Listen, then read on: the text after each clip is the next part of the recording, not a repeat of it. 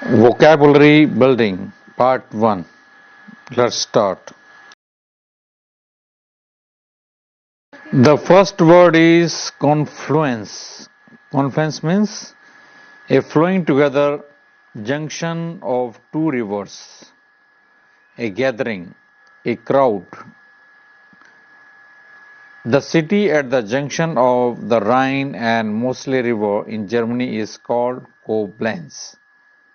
तो बच्चों कॉन्फ्रेंस का मतलब होता है फ्लोइंग टुगेदर या जंक्शन ऑफ टू रिवर्स, दो नदियों के जंक्शन को भी हम कॉन्फ्रेंस कहते हैं। और यहाँ पर एग्जांपल दिया गया है एक जर्मनी में, यहाँ पर ऑफ द राइन और मोस्ले रिवर, उसको कोब्लेंज बोलते हैं। ठीक है, नेक्स्ट वर्ड देखते हैं। Prorogue, as before or ahead, special privilege, inherent right of one's position, rank or office। इसका मतलब होगा बच्चों कि कोई भी किसी भी पोस्ट पर जब कोई आदमी होता है तो उसको कुछ राइट्स मिलते हैं, उसको हम प्रोरोग बोलते हैं। नेक्स्ट वर्ड देखते हैं। स्टोइक अल या stoicism, a person who controls his emotions under stress.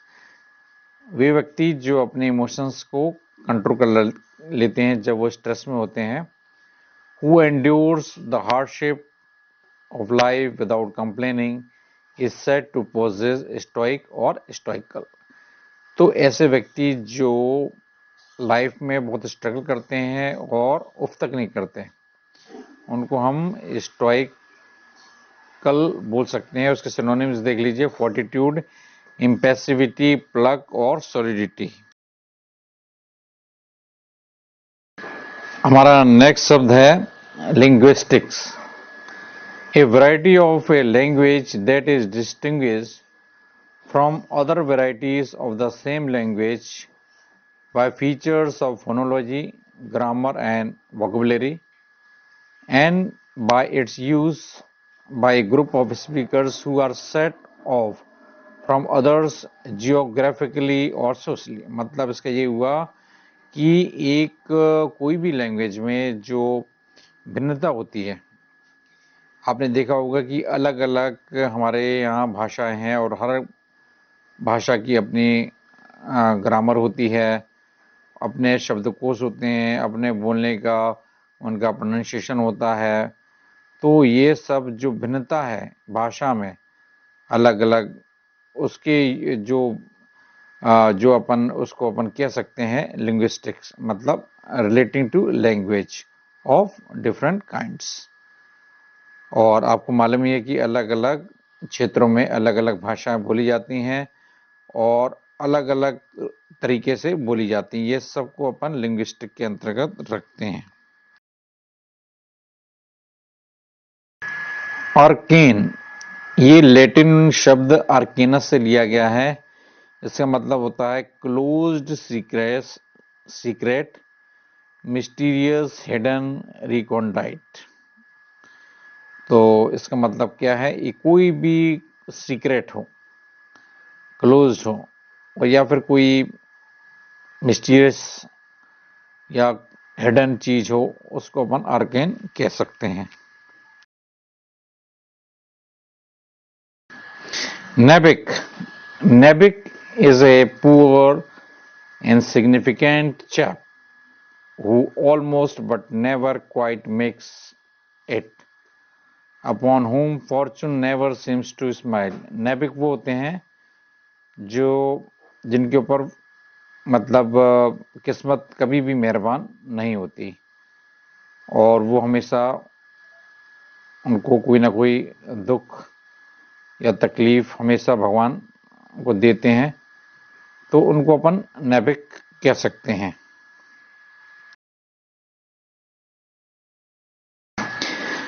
स्टिजियन, STYGIN, Stygians mean it implies gloom and darkness. मतलब ग्लूम और डार्कनेस मतलब अंधेरापन हो या दुख हो, उसको ये बताता है, स्टिजियन। एप्लॉम्ब, एप्लॉम्ब मतलब होता है complete confidence, self assurance, poised, self position. अगर किसी व्यक्ति में 100% कॉन्फिडेंस है, या वो अपने आप में, उसको अपने ऊपर पूरा भरोसा, या वो पूरी तरह से आश्वस्त है अपने ऊपर कि वो कभी गलती नहीं करेगा या वो जरूर सफल होगा, तो उसको हम एप्लॉब बोल सकते हैं। नेक्स्ट शब्द आता है अवांट गार्ड या vanguard, creators of new ideas, जिनके पास में नए नए आइडियाज होते हैं, artist and writers who are unorthodox and untraditional, उनको अपन अवांट गार्ड बोलते हैं, जिनके पास खूब सारे आइडियाज होते हैं। नेक्स्ट शब्द है प्रीलेट, मतलब प्रिफर्ड, फ्रॉम प्रा प्राइलेटस, प्राइलेटस, कैरेड और प्लेस्ड बिफोर, कैरेड और प्लेस्ड बिफोर मतलब किसी के आगे लगने वाला, कोई भी नाम के आगे कुछ लगने वाला, ठीक है, उसको अपन प्रीलेट बोल सकते हैं। इलेशन, एक्ट और state of being carried outside one self, great Joy, exaltation, बहुत असीम खुशी, आनंद की स्थिति को अपन इलेशन कह सकते हैं। नेक्स्ट वर्ड आता है oblation. Oblation means something brought in to और toward an offering, usually a religious offering. कोई भी हम दान पुण्य का जो काम करते हैं रिलेटेड टू गॉड, उसको अपन ऑब्लेशन कहते हैं। धार्मिक कार्यों में जो अपन दान दक्षिणा करते हैं उसको ऑब्लेशन कह सकते हैं। नेक्स्ट शब्द है surrogate. The word surrogate is also an adjective meaning substitute, standing in place of another. मतलब आपने सरोगेट मदर का नाम सुना होगा, है ना। तो वो माँ जो दूसरे के लिए, मतलब अपने गर्भ में बच्चे को पालती हैं, और फिर जब तक वो पैदा ना हो जाए, तो ऐसे लोगों को सरोगेट मदर भी कहते हैं। तो मतलब इसका मतलब होता है सब्सटीट्यूट, मतलब standing in place of another, जो दूसरे के लिए खड़ा हो, या सब्सटीट्यूट, किसी दूसरे के जगह पे कोई काम करे वो वाला, उसको अपन सरोगेट कहते हैं।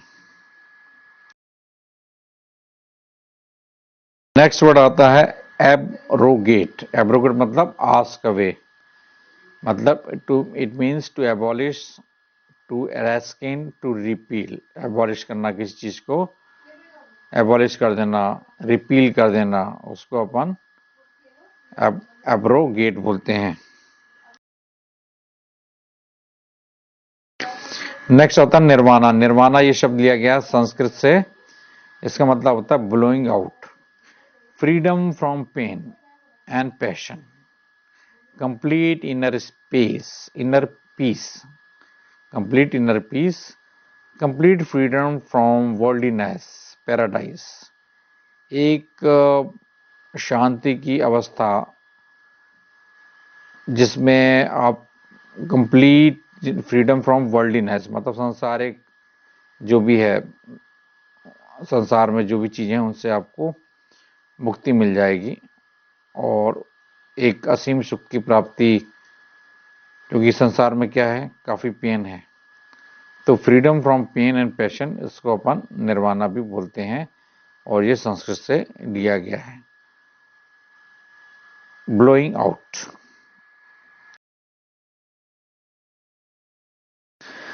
सार्केज्म, इट मीन्स हार्श और बिटर डेरिसन और आयरनी, जो बहुत कड़ुआ है, जो बहुत कटु है, ऐसे कई शब्द होते हैं जो हम जिसको बोल सकते हैं सार्केज्म। ठीक है, या कहते ना जो व्यंग, कई लोग व्यंग करते हैं जो लग जाती है, और टोंट मारना जिसको अपन कह सकते हैं उसको सार्केज्म बोलते हैं, जो अपन को पीड़ा पहुंचाती। नेक्स्ट है पेरी। ये तमिल से लिया गया है। Drummer, a member of the lowest caste of Hindu society, serving as a laborer or farm worker, hence an outcast, a person rejected by society। ऐसे लोग जिनको सोसाइटी ने रिजेक्ट कर दिया है, या बहुत नीची जाति के हैं, जो जो सोसाइटी में हम लोग के साथ में नहीं रहते, वो कहीं और बहुत छोटी मोटी जगह पे रहते हैं, जिनको सोसाइटी ने रिजेक्ट किया है, उनको पेरिया बोल सकते हैं। पेरिया।